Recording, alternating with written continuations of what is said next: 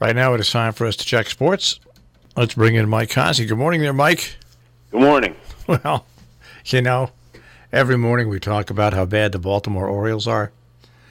They're even worse the next day. Yesterday, I put the game on because I just flipped it on, and the Yankees, I think, were down. I want to say, what was it, 3-0? I come back and the Yankees are up 11-4, and then I watched some of the plays once again that happened. They got to get rid of that outfielder. That one outfielder, he's the worst.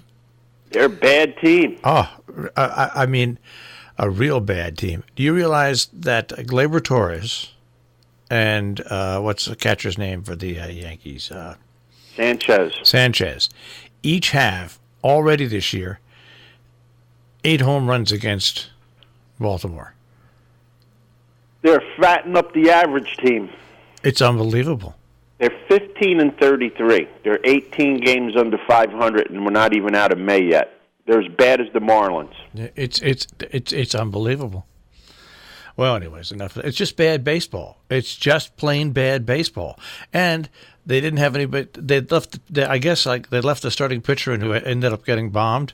They left him in for a long, long time. But I guess what choice do you have? You know. See, if Amtrak was smart, when the Yankees play Baltimore, they should triple the prices on the train because there's more Yankee fans there than Oriole fans. Yeah, it's amazing, and to think about. It wasn't that long ago that they were the AL East champions, you know. Who? Baltimore. I mean, but they're under. Oh yeah, when was it? 19 what? No, it wasn't 19 in the late 90s, wasn't it? The Orioles? Yeah. I think you got to go back to maybe the mid 90s. Really? Yeah, maybe 25 years ago. That's a long time. I don't know. One of these had to happen first. They had to win the American League East, or the Rangers won the Stanley Cup. All right. They're probably around the same time. Yeah, but you look at here. The Baltimore Orioles have been division champions 9 times. Oh, yeah. They probably won a lot of them in the 80s and the 70s.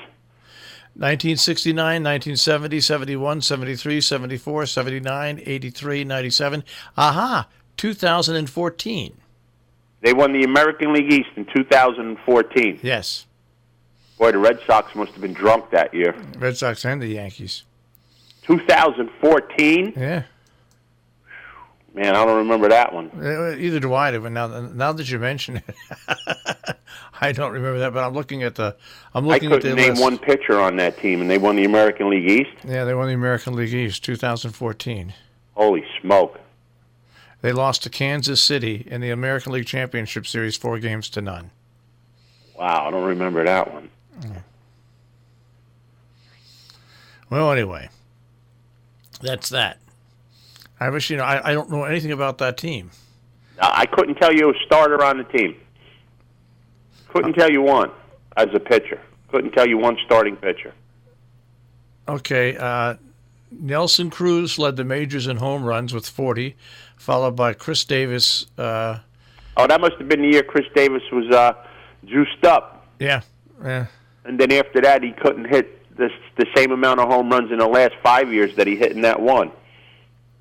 Yeah, who else played for them? Zach Clark. Don't remember him. Scott Friedman. There you go. It sounds like the My Sharonas of the baseball world, the one-hit wonders. And Alex Gonzalez, Ryan Webb. That's it. Well, they won the championship that year. So there you go. 2014. Was that a strike year, maybe? I don't know. I really don't know.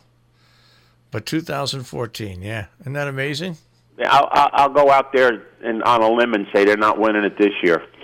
Their record was 96-66. The Yankees were 84-78, 12 games back.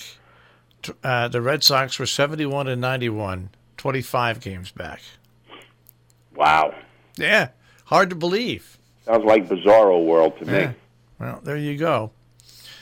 Well, anyways, let's get on to other sports now. What else we want to talk about? Stanley Cup final set. The Blues and the Bruins. The Bees and the Bees. It should be starts Monday. Should be a 4-0 sweep for the Bruins. I'm going to check it out this weekend, see what the odds are on it. If it's worth it, I'll throw $20 on it. The I Blues. think the Bruins are just playing much, much better than them.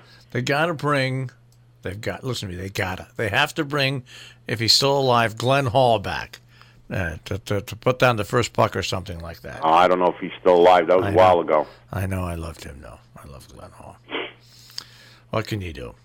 Town of Champions are going to put another notch on the belt. Beantown, the town of beans. Town of Champions. Champions of the world. Yep. All right. They're good. Hey, when you got it, you got it. You know? The Mets had it last night. They won a game. They did. They won a game. And you see the way they won it? No, I don't watch the Mets. All right. Man, on second and bases loaded, 2 outs. Batters up for, who were they playing? They were playing Washington. 2 outs. Washington's in the field, all right? Bases are loaded, 2 outs, and the Met hit the ball to shortstop. It took a high hop. Instead of charging the hop, he sat back on it, and the runner beat the throw to first by a split second. And, of course, the run scored, and the game's over. Wow. Yeah. Sat back on it. Yeah. I thought high school players were the only ones that did that.